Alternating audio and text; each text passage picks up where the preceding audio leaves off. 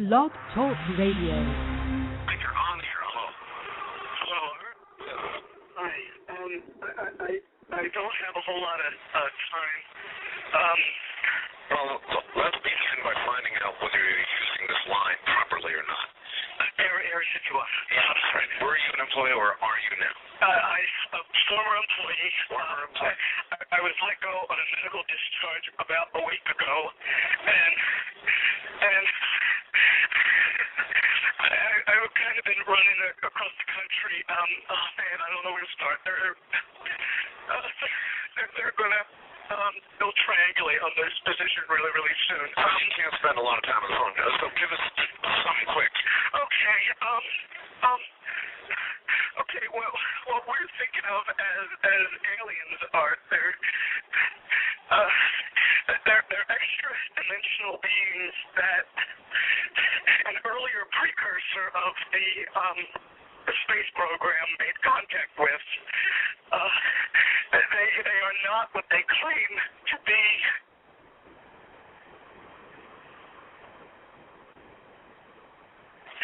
They have infiltrated a lot of aspects of military establishment, particularly the Area 51. The disasters that are coming, the military, the government knows about them, and there's a lot of safe areas in this world that they could begin moving the population to now aren't. But they're not doing anything. They are not. They want the major population centers wiped out so that the few that are left will be more easily controllable. Anyway, you can take that with what you think is truth or not, but that is somebody calling into the Art Bell Show.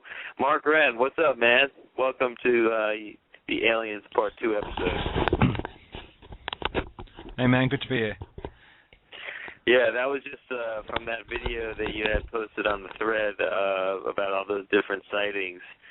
And it sounds pretty credible. The guy sounds genuinely afraid. Maybe he's just great actor, but he sounded like he was basically shitting in his pants.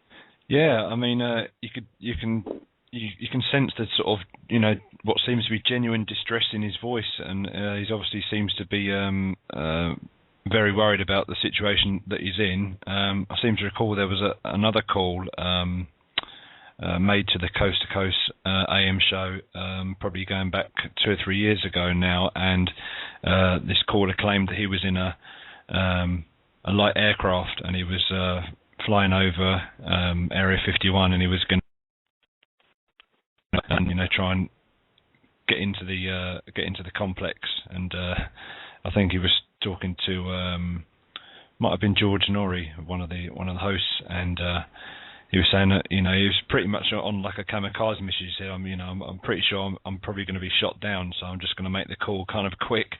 But if I land, I'm going to try and go in there and try and find out about UFOs and aliens. And George Norrie was going, "Oh, you got to be careful, And this guy's, it really sounded like he was, in an aeroplane, high above the Area 51, and then all of a sudden the call ended abruptly, and there was sort of panic at the Coast to Coast AM, wondering whether his aircraft had been shot down or what went on. But I'm not sure whether there's been any follow up on that. But that was another interesting situation, much like the one at the start of the show.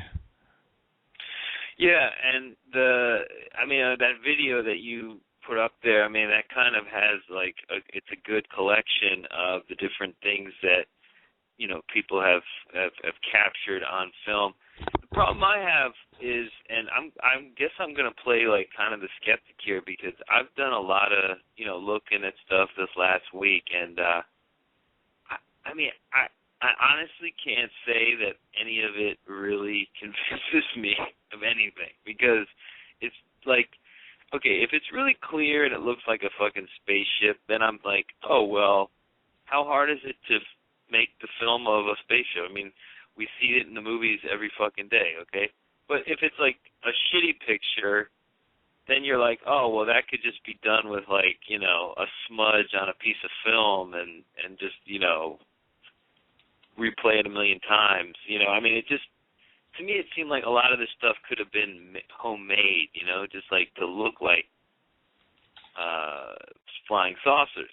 So I was never really convinced from what I saw.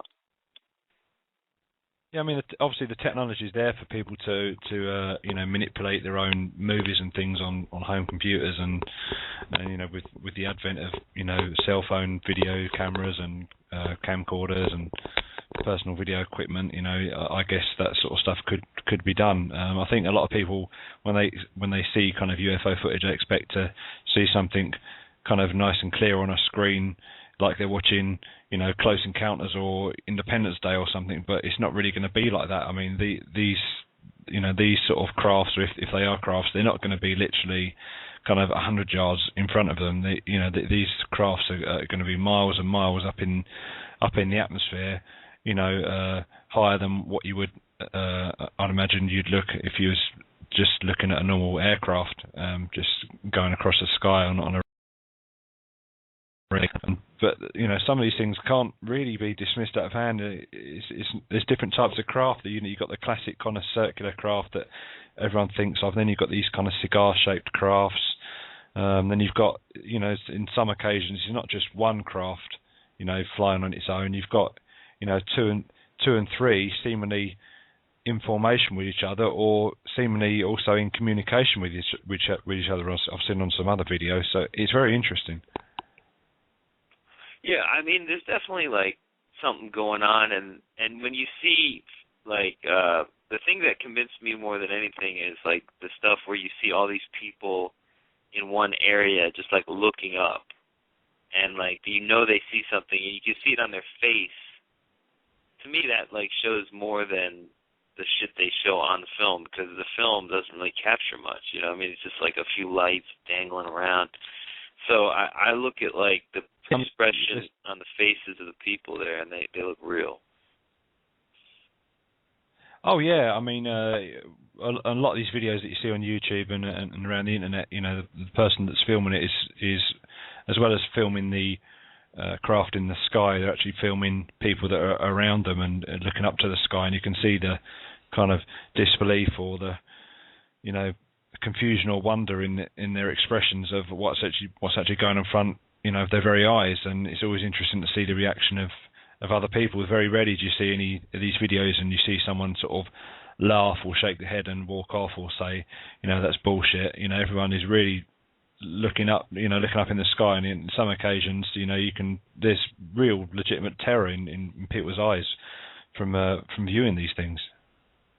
Yeah, and the people that have come, you know, that have been abducted, and I, you know, I mean, it seems logical that that's how aliens would deal with us, and just, you know, abduct us and study us, and then, you know, another thing that makes me really, like, it's really weird are those, like, things that happen to cows where they get, like, hollowed out completely.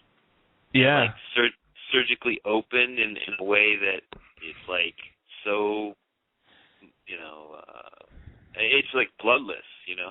Yeah, I mean, I think the term that they use is called cattle mutilations, where, you know, they find these cattle, you know, kind of out in the kind of desert somewhere or on some ranch, and, you know, they've been literally, you know, gutted, kind of, you know, almost like a surgical procedure. And why would, you know, if it's done with such precision surgically, it can't be surely another animal or a surgeon just going out and just, you know, a veterinarian doing that on an animal without the, you know, the ranch owner or the farmer knowing about it. It's very very disturbing when you see some of these images of some of these cattle mutilation. They've, you know, whether it's aliens coming down and doing it to the animals, it's very, very strange. Yeah, and this also that, you know, when I think about it, like, you know, you gotta consider the different options of what's going on with these beings. Like, okay, maybe they are aliens. Like the guy saying that they're interdimensional beings, and they're not who they claim they are. Like almost like they're evil, you know? Yeah. And yeah. so I mean, what is your opinion? Like, do you think that we're in danger, or do you think that they? Go ahead. Well, there's obviously two sides to the coin. There's people that are, saying that the aliens are, observing us, and if we're ever in a situation where it's, like, nuclear war or some sort of a catastrophic disaster, then they're going to come and save us. And then on the other side, you've got people saying they're just obviously they're observing us.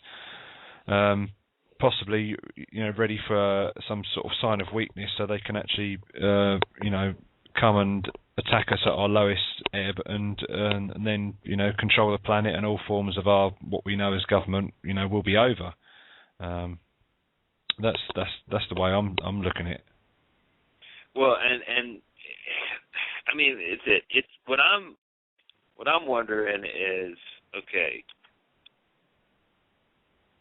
if that's, if there's some kind of like plan, going on that they're going to destroy the big population centers, and that way they can more easily control whatever resources they want of this planet and stuff like that, are they kind of egging us on, like, through warfare, almost, to make us do it to ourselves, Are they giving us the technology to wipe ourselves out? Is it just some kind of weird, dark, force that's just like trying to influence human events in a way that extinguishes the human race, Yeah, I mean, there's that part to it, the kind of the aspect of, like a puppet master, where, we're the puppet, the strings leading us along a line of our own self-destruction for their own means and motive. There's that aspect to it. I mean, I've been looking at quite a lot of YouTube footage over the last day or so of a lot of the recent ones, certainly in the last sort of 2 or 3 years, and I think we touched on one on the previous show, which was the one at the one in Jerusalem that was literally like the start of last year, and seen some good footage on that of these. It seems like there's kind of sort of at least a couple of UFOs that seem to be kind of chasing each other almost across the night sky. You watch the footage, they go up, and then they seem to go low, and in the blink of an eye they've whizzed back up from their previous position. I've seen some footage in your city, New York City. There was a couple of years ago. There's one in the Chelsea area of New York, which they showed footage of a crowd literally watching this UFO in the sky, which was very interesting. But perhaps the most interesting one that I've seen, the two interesting ones that I've seen. One that was in China in the summer of 2010, and that actually got reported on Fox News. I saw that. Yeah, and literally, like, the airport had, they obviously took it so seriously that the airport in question in China had to be closed, because they didn't have control of their own airspace. They didn't know what was going on, around them, and they couldn't take a risk of letting flights go up or letting flights come in while this object that they didn't know about, was in the sky. And I don't think that it's even been addressed since then. The other one I saw was in Norway, which this was a really strange footage that I saw. It was, you kind of saw what looked to be a craft, and the kind of light in the sky was kind of like the effects that you have, which they call the northern lights, kind of a light kind of effect in the sky. And this craft appeared to be kind of sort of twirling and spiraling almost into itself, almost like it was going into a black hole. It's one of the most incredible things that I've seen. I'd encourage everyone to go to YouTube and type in the Norway UFO footage, and get a look at that. I think that is very, very intriguing. Yeah, that looks very strange. But see, that's where I'm just like, look, I mean, we can do all these things with video. It sucks that, our technology in terms of making these videos has gone so high that it's like you just can't believe anything, I mean, like, if it's, like you said, if it's some, like, movie-like scene, then we just instantly think it's fake. But if it's not, like, clear, then we're like, oh, that's not clear. I mean, it's just like you can't win, Just, that's it. There'll never be a film unless you see it, standing there yourself.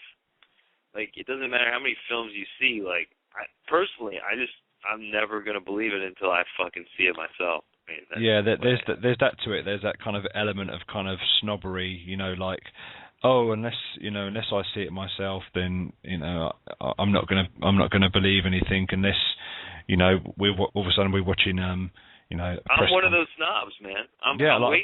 A press conference on the news or something, and you see like Obama's kind of giving a press conference in the in the White House Guard, and all of a sudden you just see this craft just kind of. That's what people want to see. That's the classic kind of image of what people would want, of an alien thing, with literally like an alien craft to kind of land on the lawn at the White House, or land in Red Square in Moscow, or hover above Houses of Parliament in London. It's one of those kind of images where you think that there's some kind of alien invasion, or what they call first contact being made. People want that defining image, not maybe some sort of footage where it could be a trick of the light, it could be an experimental military aircraft, it could be just a regular civilian light aircraft with special lights and things. I mean, there are ways that people are faking them, and there are people deliberately faking in a Western term, trying to get themselves over. Incidentally, the Obama administration has announced quite recently, that there is no evidence of UFOs that they have found. So they've actually come out and said that in a very kind of, I don't know why they decided to just come out and say that. I guess they were asked, but I think probably every administration probably says that. But there's, on the other side to that, there's, a belief among, people that are kind of into a lot of the subjects that we discuss, where it's not necessarily in the president's kind of understanding, it's like this whole UFO thing kind of goes above him. So as well as people might believe that the president's like the most powerful guy on the planet, and he should know everything that goes on in his own country, there seems to be a higher power than even him, where he's not necessarily told or briefed on matters that don't particularly concern him. There's that aspect to it. Yeah, and then there was this famous quote from Ronald Reagan. I'm sure you've heard it.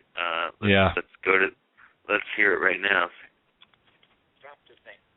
We're all God's children, wherever we may live in the world. I couldn't help but say to him, just think how easy his task and mine might be in these meetings that we held if suddenly there was a threat to this world from some other species, from another planet, outside in the universe. So that's Reagan. But I mean, I guess he was just that's joking. right. No, I believe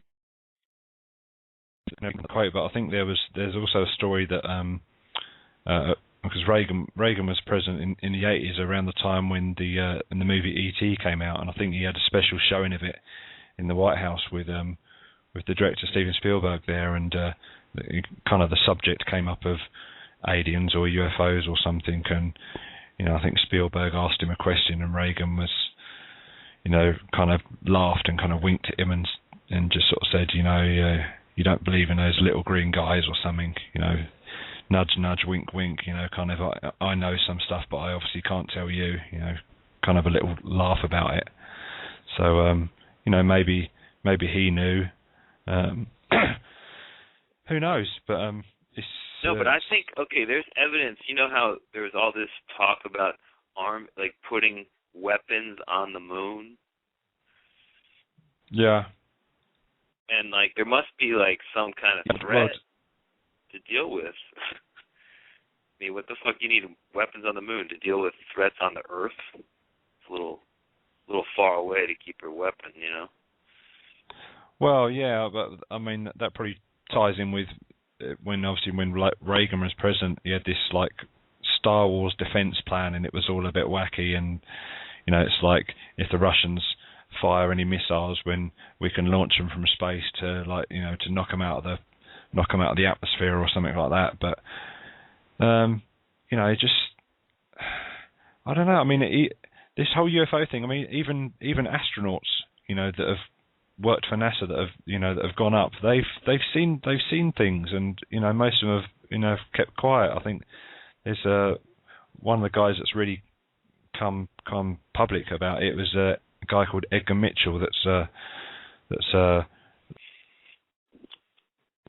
He's come out and done plenty of interviews about what he's seen, and he's been told to keep quiet. You just wonder where you don't really tend to hear too much about these astronauts. I mean, Neil Armstrong obviously was the first man on the moon, but he's pretty much been a recluse since it happened. So, you wonder whether, and there's been no moon mission for 40 years. Why have we not been back to the moon since 1972 with the Apollo mission? Why has that not happened? Has there been missions up there where we've seen things and we're scared to go back there and possibly disturb anything? It can't just be all about money or other agenda, surely. Yeah, well, I think that they probably got a warning. I mean, they probably started looking on the moon and they saw something. Maybe they came into contact with something and they were just like, all right, get off this fucking moon, motherfucker, and don't come back. I mean, I'm sure it wasn't in those words, but maybe in more alien type language. Yeah. But yeah, exactly. Or maybe it was. Maybe it was just a bunch of gangsters, man. Up there, just get the fuck off our moon, son. Or the aliens in The Simpsons. Now, we talked a lot about the possibility that human beings are actually the aliens, and that also, we talked about that. We talked about how maybe the primates of what's on this earth somehow mated or crossed bloodlines with another being from another planet, and they created a human. There's also the theory that the people that we see, these little creatures, are actually future evolved humans. I mean, given that we're degrading our planet, it might make sense that we might shrink ourselves down to a smaller size, just from just sheer survival, in terms of Darwinian principle. Is it? Have you ever considered that we're just being visited by future humans? Yeah, well, there's that aspect to it. There's the time travel aspect that it's all kind of what's already happened. Also, the other aspect that people have been kind of investigating or talking about is whether aliens have been breeding with humans and kind of creating kind of some kind of master race, some sort of hybrid, super intelligent human being. I mean, the sort of classic late 80s movie, They Live, with Roddy Piper in it, where they're aliens among us, but he can only see them with the help of these glasses that he wears. Obviously, that's a little bit crazy, but there is a line of thinking that there are actually aliens among us, that are these kind of super intelligent human beings. Dave yeah. Meltzer. He's could be. I think he came here from planet Centaur, and he's studying, some studying wrestling. Pro wrestling and MMA. Another one could be Todd Martin. It's pretty ridiculous when you kind of step outside of it and look at it. I mean, the fact that this shit exists says something about, these monkeys went a little crazy over here, didn't they? You got monkeys and aliens screwing. What? I was just saying, but I'm looking at some of the people in the chat and talking about monkeys and aliens screwing. Kind of wacky. Look, we're just a couple of guys here trying to come to terms with what the fuck is going on. Now, we might make a few jokes here and there, but we're serious about this topic. And, we're about to go off to the VIP section of the podcast, but we only have like 3 more minutes left. So if you want to keep listening to this show, you got to call into the show, which is 626-213-5732 if you want to hear the last 15 minutes live. Otherwise, you got to get the download. Actually, we got about 3 more minutes of live talk. And on the download, we want some of these people to call in. Well, I mean, you don't even have to call in to talk. I mean, I'm just saying if you want to hear it, that's how you can hear it. But also, we want people to get in touch with us about you, and you can get in touch with me at Logan2024@yahoo.com. If you have personally, had any experiences with aliens, I mean, I would like to hear it from a first-hand account. Yeah. I mean, you've never, right? Markren has never seen anything like that. No. I've certainly don't think I have. I don't, not that I remember. Have you ever had any dreams about aliens? No, I don't think I ever have. Even sometimes when you see a TV show or a movie or something, you might lie in bed and I really don't remember even as a kid. I don't even remember dreaming about ETs or aliens or Star Wars or UFOs at all. But do you have any friends that have seen them? Do you know anyone that has ever seen one?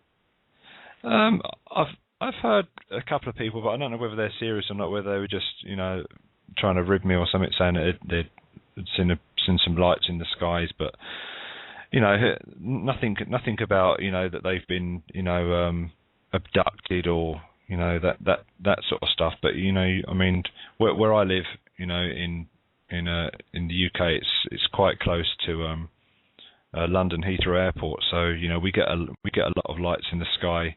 That's obviously just regular aircraft, but occasionally you look in the sky and think that doesn't really look like a plane, and you look at the lights, but then maybe you just realise. A few people maybe 1 or 2 people that I've kind of spoken to have said, did you see, such and such in the sky, the other night? I'm like, well, no, I didn't notice it. And they said, oh, yeah, it's kind of all over the place, and who knows what it is. And we don't often get too much UFO things even reported in the media. It's all as probably what happens in the States. If there's some kind of UFO report, it might get mentioned in some sort of 30-second clip of kind of wacky things around the universe or something, and then sort of dismissed and never reported again. Maybe once or twice a year you might get a kind of a spate of sightings, and it gets reported in the press for a couple of days, and then you don't hear about it till next year. But no, not personally. I've not seen anything. I mean, I'd like to. I mean, who wouldn't? But yeah, well, we're gonna do one more show on this, maybe. Definitely one more show. But and what we're gonna be focusing in on are the best books on this subject, and kind of what they. So I'm gonna hit some bookstores in the next couple of days and just look on what they have on the shelves. Yeah, we're gonna give some recommendations of some books and documentaries, or maybe some some other sites or experts or others. I mean, I listen to Coast to Coast AM quite a lot, and they often have a lot of shows on UFOs and aliens.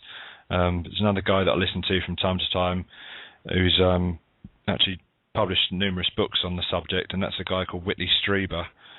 Yeah, of course. The Communion, author. He's done numerous books. Yeah, he's very good. You know what ruined a little bit of his credibility was that after he wrote books on aliens, then he went on to write books about werewolves, and it was just like, all right, so you're just like full of shit. You know, I mean, it's like you know, if you want to maintain possibly, your or he's really creative. Yeah. Yeah. Okay. I mean, you're right. I mean, he might as well just try to make a living for fuck's sake. Yeah, I can understand what people are criticizing. Yeah. But the point is that Whitley Strieber had some I mean, you saw the movie Communion, right? Yeah. That movie is pretty intense. Yeah. That's a pretty good mindfuck. It's a mindfuck movie, and it doesn't. It's not like, you know, Men in Black, but yet it's almost like much, you know, more intense and scary than something like that, because it's just like, of course, I mean, that's a comedy, but the point being that, like, when you don't see the alien, like, close up, or, you know, you only see it in, like, little spurts, it's more, I think, kind of how they do appear to people. If they do appear, it's not going to be in you know, just an extended meeting, you know?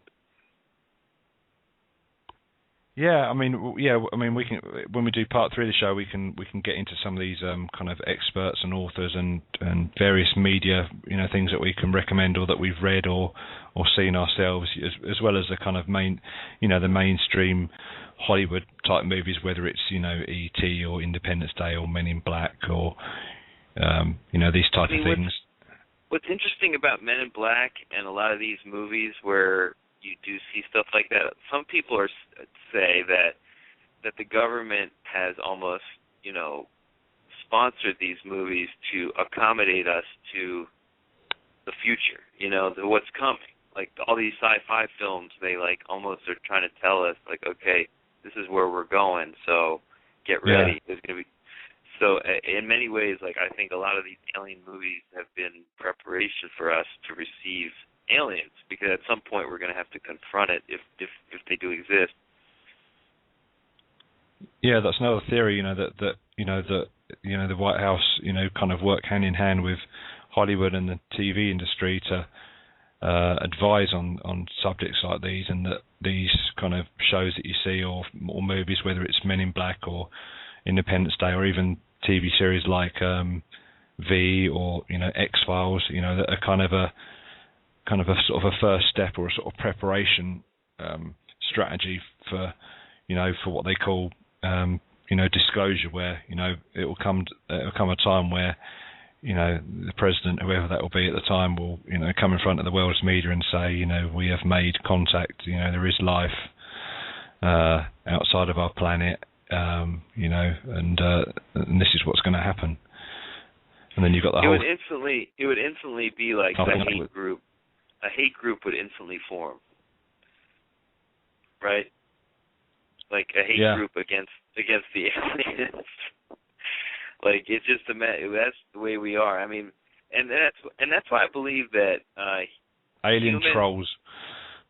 Well, humans just, I don't think we're evolved enough to receive another species that is intelligent. We would just try to kill it, because we just have so much fear built up, you know, and we need to get rid of that. And I feel like we're like a few thousand years away from that kind of evolution. I mean, what do you think about that? I'm not sure. I mean, there's obviously there'll be people that will be like, you know, what, you know, we don't need these aliens, but, you know, like in the kind of the VTV series, the one that you just kind of rebooted a couple of years ago, where, you know, the aliens did kind of have a hidden agenda, but they were presented to the public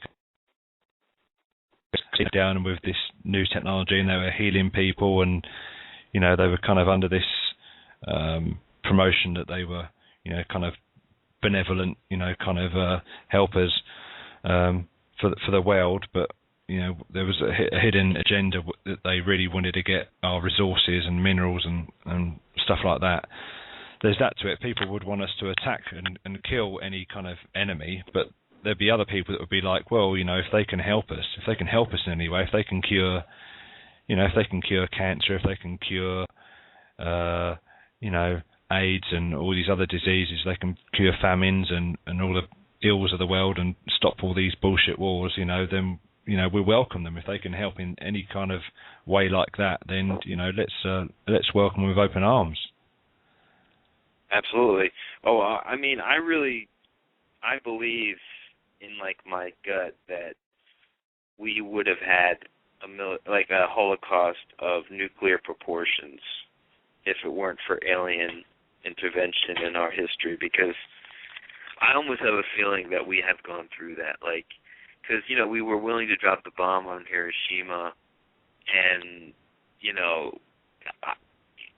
it just seems odd to me that it's over all this time nobody has exploded another nuclear bomb, and I just feel like we would have, and it's almost like they had to go back in time and change history to change it. Maybe I don't know, but I just feel like they're involved on that level where they're just monitoring us and keeping us from just blowing a hole in the fucking galaxy.